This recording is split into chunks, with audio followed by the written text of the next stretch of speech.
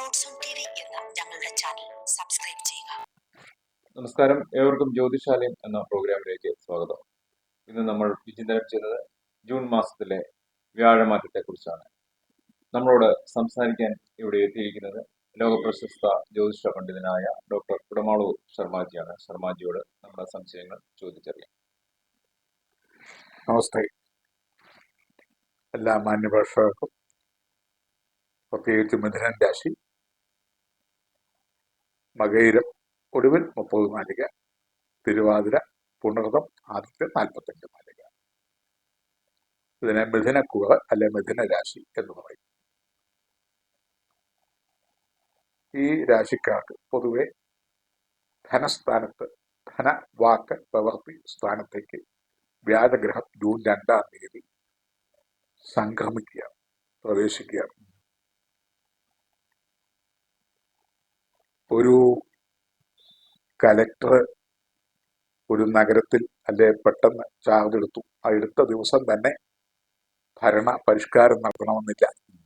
ആ കേസൊക്കെ ഒന്ന് പഠിച്ച് ഫയലെല്ലാം നോക്കി അവിടുത്തെ ഉദ്യോഗസ്ഥന്മാരും ഒക്കെ ആയിട്ടൊന്ന് മിങ്കിൾ ചെയ്ത് പരിചയപ്പെട്ട്, പിന്നെ ഞാൻ കുറച്ച് കർക്കശക്കാരനാണ്, എല്ലാവരും സഹകരിച്ച് നിൽക്കുമെന്ന് പ്രതീക്ഷിക്കുന്നു, ചില വിട്ടുവീഴ്ചകളൊക്കെ ഞാൻ ചെയ്തു തരാം, നമ്മളെല്ലാം മനുഷ്യരല്ലേ എന്നൊക്കെ ഉള്ള രീതിയിൽ ഭരണമൊക്കെ സുഗമമായി പോകുന്നവരും ഏത് തരത്തിലിരിക്കുന്നവരും അവിടുമായിട്ടൊന്ന് പരിചയപ്പെട്ട് ഒന്ന് മിങ്കിൾ ചെയ്ത് വരാനുള്ള ഒരു സമയമെടുക്കും.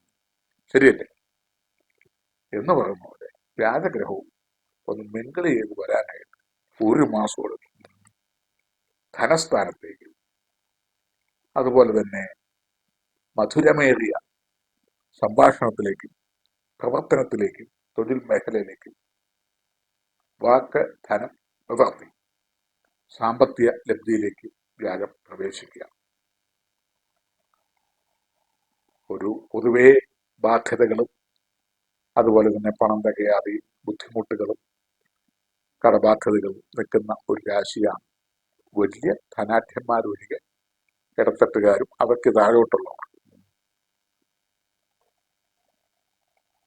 മഹാലക്ഷ്മി യോഗമൊക്കെ ഉള്ളവർക്ക് ഈ ബാധ്യതകൾ അധികം വരികയില്ല. എങ്കിലും അവർക്കും കൂടുതലായിട്ട് ആർക്കെങ്കിലും ധനം കൊടുക്കേണ്ടി വരികയോ ഇടപെടേണ്ടി വരികയോ ഒക്കെ ചെയ്യുന്ന ഒരു കാലം വരുമ്പം സാമ്പത്തികത്തിന്റെ ബുദ്ധിമുട്ട് അവരെയും ബാധിക്കും. ഈ പണം ഇവന് കൊടുത്താൽ തിരിച്ചു കിട്ടുമോ, കിട്ടുന്നില്ലെങ്കിൽ എന്ത് ചെയ്യും, പണം കയ്യിലുണ്ട്, അങ്ങനെയുള്ള ജിജ്ഞാസ ഉണ്ടാവും. പണം ഇല്ലാത്തവർക്ക് പണം ഇല്ലാത്തതിന്റെ പേരിലുള്ള ബുദ്ധിമുട്ടുണ്ടാവും.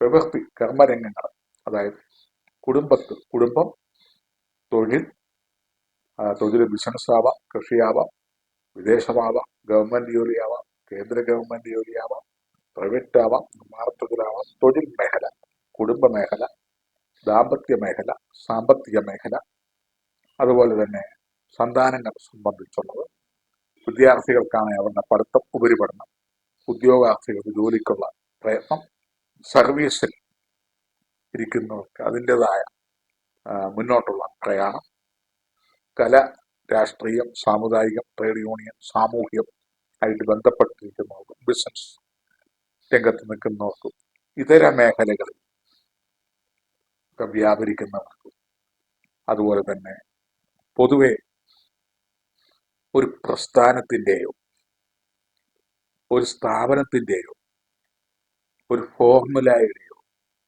ഒരു ഗ്രാമത്തിൻ്റെയോ ഒരു പട്ടണത്തിൻ്റെയോ ഒരു സ്റ്റേറ്റിൻ്റെയോ ഒരു രാജ്യത്തിൻ്റെയോ അധികാരി കയ്യിൽ വരുന്ന സമയമാണ്.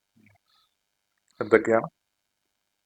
ഒരു കടയുടെയോ ഒരു പ്രസ്ഥാനത്തിൻ്റെയോ ഒരു ഗ്രാമത്തിൻ്റെയോ ഒരു സിറ്റിയുടെയോ ഒരു സ്റ്റേറ്റിൻ്റെയോ അധികാരത്തിലേക്ക്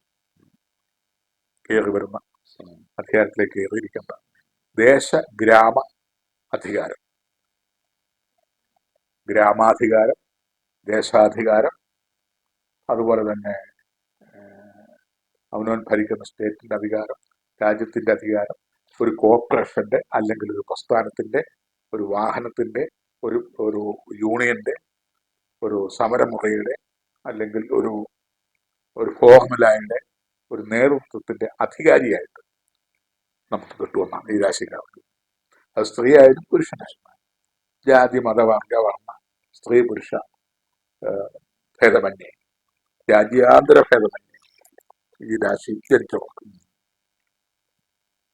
അപ്പൊ പൊതുവെ നല്ലൊരു മാസമാണ്.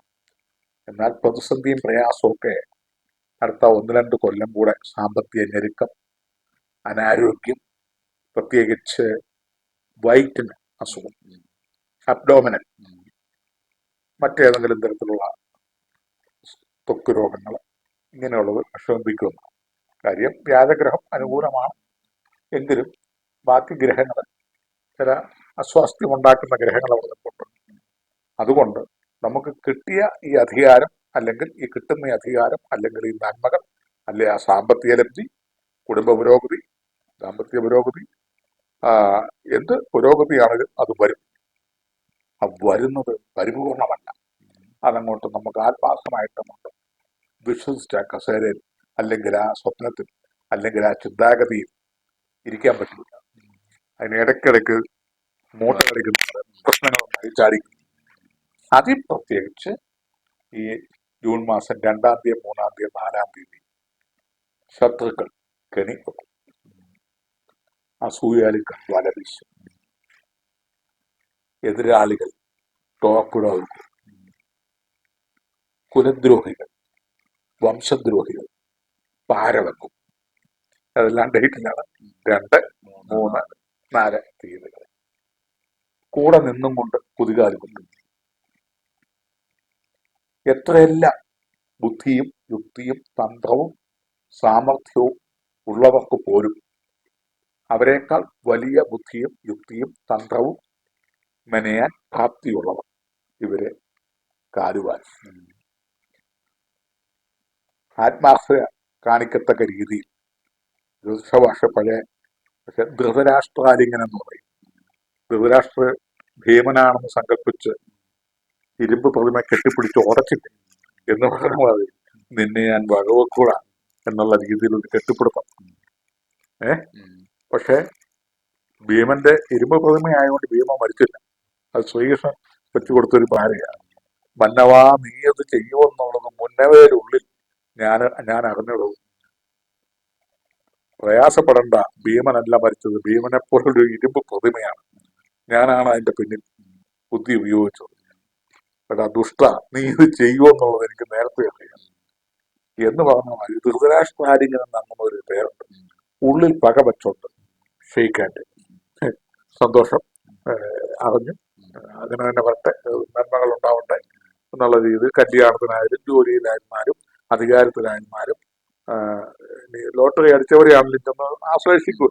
പക്ഷെ ഉള്ളിന്റെ ഉള്ളിൽ നിന്നെ ഞാൻ എടുത്തോളാം, അല്ലെ നിന്നെ ഞാൻ എടുത്തോളാം എന്നുള്ള രീതിയിൽ ധൃതരാഷ്ട്രാദി കപട സൗഹൃദം ഇതൊക്കെയായിരിക്കും ബഹുഭൂരിപക്ഷം.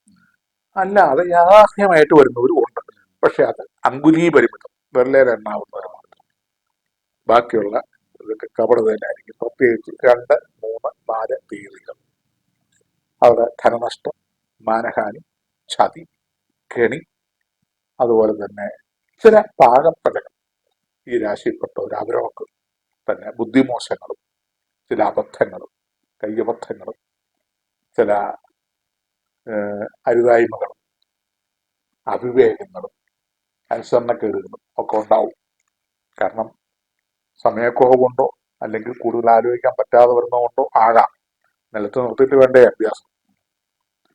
അതും കൂടെ വെച്ചോണ്ട് മുതലെടുത്തുകൊണ്ട് അത് പിന്നീട് ശത്രുക്കൾ മുതലെടുക്കും. മുതലെടുക്കുന്ന വരും മാസങ്ങൾ മുതൽ അത് പ്രതീക്ഷിക്കണം. എവിടെയും ഈശ്വരാധീനപരമായി പ്രശ്നങ്ങളിൽ നിന്ന് ഡൈവ് ചെയ്ത് പോകുന്നതിനോടൊപ്പം അടുത്ത ഡൈവ് ചെയ്യാനായിട്ട് തയ്യാറെടുത്ത് നിന്നോണം. കാരണം അടുത്ത ചതിക്കണി വന്നുകൊണ്ടിരിക്കുക. ഒരു സമയം പോലും 3 മണിക്കൂർ ഇടവിട്ട് പ്രശ്നങ്ങൾ വന്നുകൊണ്ടിരിക്കുക. എന്നാൽ സാമ്പത്തിക പുഷ്ടി, തൊഴിൽ പുരോഗതി, പുതിയ മേച്ചിൽ സ്ഥലങ്ങൾ, പുതിയ വരുമാന ഉറവിടങ്ങൾ, കുടുംബത്തിൽ ശാന്തിയും സമാധാനവും സന്തോഷവും, ഏറ്റവും വേണ്ടപ്പെട്ട ഒരു ബന്ധുവുമായിട്ട് ശക്തിയേറിയ ഒരു വാക്കേറ്റവും ഉണ്ടാവും. അയാൾ ചവിട്ടേറ്റ പാമ്പ് പോലെ ഒരു പകയോടെ ഒരു വർഷം ഈ രാശിക്കാരെ വീഴ്ത്തി. ഏത് മകയിരത്തര ഭാഗ പുണർന്ന നക്ഷത്രക്കാരെ ചവിട്ടേറ്റ ഒരു പാമ്പ് വീക്ഷിക്കുന്ന പോലെ. അപ്പൊ ഈ രാശിക്കാരൊന്ന് ശ്രദ്ധിച്ചോണം. ഒരു ബന്ധു എപ്പോഴും പകയായിട്ട് വരുന്നു. സാമ്പത്തിക പുഷ്ടി, തൊഴിൽ പുഷ്ടി, ആദരണീയത, അധികാരം, പുതിയ പുതിയ ഉന്നതന്മാർ, വലിയ പദവിയിലിരിക്കുന്നവർ, പുരോഹിതന്മാർ, മന്ത്രിമാർ, ഇതൊക്കെ ആയിട്ട് വലിയ ഉറ്റ ചങ്ങാത്തങ്ങളും പോപ്പുലർ ആവുകയും ഒക്കെ ചെയ്യുമ്പോൾ ചില ധൃതരാഷ്ട്രാലിംഗനം, കപട സൗഹൃദം ഒക്കെ ആയിട്ട് വരുന്ന 2, 3, 4 തീയതികളിൽ നമ്മെ അഭിമുഖീകരിക്കുന്നവരെ ഒന്ന് ശ്രദ്ധിച്ചോണം. അവര് വരുന്നത് പൂതന ഒരേ വിഷം തൂത്ത പോലെയാണ്. പൂതനയുടെ കഥ കേട്ടിട്ടുണ്ട്. കുഞ്ഞിനെ കുടിപ്പിക്കാനായിട്ട് മുതലേ ധരിച്ചു കുടിപ്പിച്ചു. ശ്രീകൃഷ്ണൻ അത് കുടിച്ചു, ഒരു കടിയും കൊടുത്തു, അവസാനം പൂതനയും കൊണ്ടുപോയി. എന്നിരുന്നാലും വേഷം മാറി വരുന്ന ചില വൈശാരിക ശക്തികൾ, തടസ്സങ്ങള്, ശത്രുക്കള്, ഭാഗ്യദോഷങ്ങളൊക്കെ 2, 3, 4 തീയതികൾ, ചില അബദ്ധങ്ങളൊക്കെ വായിന്ന് വരും.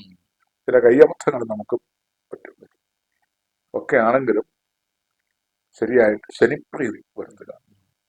അതായത് ശനീശ്വര പൂജകൾ, ശനീശ്വര ഹോമങ്ങൾ, ശനിയാഴ്ച അന്നദാനം, വസ്ത്രദാനം, കാരുണ്യ പ്രവർത്തനങ്ങൾ, നീരാഞ്ജന ശാസ്താവിന്, ശിവങ്കൽ ധാര, വിളക്ക് ഇത്യാദികൾ ഇതര മതസ്ഥ ശനി പ്രീതിപരങ്ങളായ ശനിയാഴ്ച ദിവസങ്ങളിൽ പാവങ്ങൾക്ക് അന്നദാനം, കഞ്ഞി, മരുന്ന് മേടിക്കാൻ, വസ്ത്രത്തിന് മനസ്സാ വാച കർമ്മണ ഹസ്താഭ്യാം ബൽഭ്യാം, മനസ്സുകൊണ്ട് നല്ലത് പറഞ്ഞു കൊടുക്കുക, വാക്കുകൾ കൊണ്ട് നല്ലത് പറഞ്ഞു കൊടുക്കുക, കർമ്മണ പ്രവർത്തനം കൊണ്ട്, ആരോഗ്യം കൊണ്ട് ചെയ്തു കൊടുക്കാവുന്ന നന്മകൾ ചെയ്യുക, പണം കൊണ്ട് ചെയ്യാവുന്നത് ചെയ്യുക.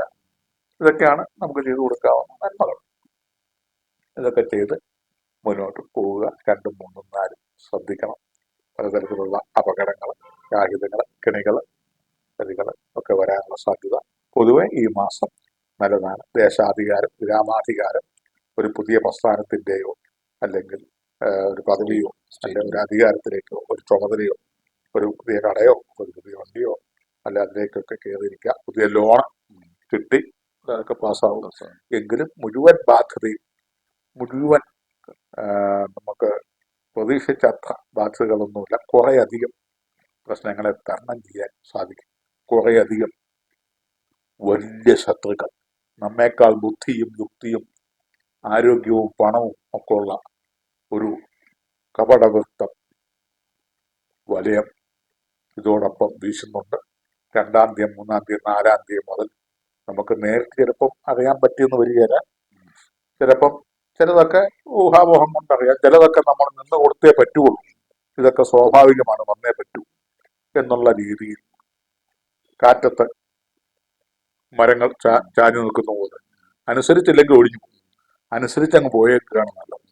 അതുപോലെ കിംവദന്തികൾ, ഇതൊക്കെ 2-ാം തീയതി, 3-ാം തീയതി, 4-ാം തീയതി ശ്രദ്ധിക്കുന്ന ഒന്നായിരിക്കും. മാൻപവറും മണിപ്പവറും ഒക്കെ മുടക്കുന്നവർക്ക് ഇത് കോമൺ ആയിട്ടുള്ള ഫലമാണെങ്കിൽ അവരവരുടെ ജാതക നിലയും ആയിട്ടോ അല്ല ഡേറ്റ് ഓഫ് ബർത്ത് ആയിട്ട് സമീപിച്ചാൽ കൂടുതൽ ഡീറ്റെയിൽഡ് ആയിട്ട് നോക്കി കാര്യങ്ങൾ ചെയ്യാവുന്നതാണ്. കാരണം ഒരു വൻ പ്രസ്ഥാനം, 100 കണക്കിന് ശമ്പളക്കാർ, 1000കണക്കിനൊക്കെ ഉള്ളവർ, അവർക്കൊക്കെ ഓരോ ഗ്രഹനിലകളാണ്. ഇവരുടെ എല്ലാം കുടുംബവൃക്ഷങ്ങൾ ഈ രാശി ഈ പെട്ട മെയിൻ ആളിനെയാണ് ബാധിക്കുന്നത്. ഒരു സമരസേനാനിയാണെങ്കിലും, ഒരു മുതലാളിയാണെങ്കിലും, ഒരു പ്രസ്ഥാനമാണെങ്കിലും, ഒരു ഹെഡ് ഓഫീസറാണെങ്കിലും ബാക്കി ചുറ്റുപാട് നിൽക്കുന്നവരുടെ സമയദോഷങ്ങളൂടെ ഇവരെ ബാധിക്കും. അവയും കൂടെ കൺട്രോൾ ചെയ്യത്തക്ക രാജയോഗം, അഖണ്ഡ സാമ്രാജ്യ യോഗം, സൂര്യയോഗം, ചാന്ദ്രയോഗങ്ങൾ, അതുപോലെ തന്നെ വസിഷ്ഠ യോഗങ്ങൾ, ഭേരി യോഗങ്ങൾ, കാഹള യോഗങ്ങൾ, ഇങ്ങനെ 168 തരത്തിലുള്ള മഹായോഗങ്ങൾ ഏതെങ്കിലും ഉള്ള ഒരു വ്യക്തിക്ക് ഇതിനെ കടിഞ്ഞാണിട്ട് മുന്നോട്ട് കൊണ്ടുപോകാൻ പറ്റും. ഇല്ലാത്തവരൊക്കെ ഇതിനകത്ത് പക്ഷാഘാതം പിടിച്ച പോലെയൊക്കെ ചില ഈ പറയുന്ന ഡേറ്റുകളിലൊക്കെ കുടുങ്ങിപ്പോകും. ഇതുപോലെ തന്നെയുള്ള രാജയോഗങ്ങളും മഹാരാജയോഗങ്ങളും അഖണ്ഡ സാമ്രാജ്യ യോഗങ്ങളും ഒക്കെ ഉള്ളവരായിരിക്കും എതിരാളികളായിട്ട് വരുന്നത്. ഒരു ബ്ലാക്ക് ബെൽറ്റുകാരനെ ഉപദ്രവിക്കാൻ ബ്ലാക്ക് ബെൽറ്റുകാരനല്ലേ വരുള്ളൂ, അല്ലാണ്ട് ചെറിയ ഒരു അഭ്യാസ് വരത്തില്ല എന്ന് പറയുന്ന പോലെ ആയിരിക്കും വരുന്ന ഡേറ്റുകളിൽ തത്തുല്യനും അതിനേക്കാൾ മേലോട്ടുള്ളവരുമായിരിക്കും, ബുദ്ധിയും കൗശലവും ഒക്കെ ഉള്ളവരായിരിക്കും വരുന്നത്. ഏതായാലും പുതിയ പുതിയ നന്മകളും വാർത്തകളും ഒക്കെ ആയിട്ട് പുതിയ വിഭവങ്ങളുമായിട്ട് അടുത്ത മാസം കൂടി കാണുന്ന വരെ നന്ദി, നമസ്കാരം. നിങ്ങളുടെ സംശയങ്ങൾക്കും പരിഹാര മാർഗങ്ങളും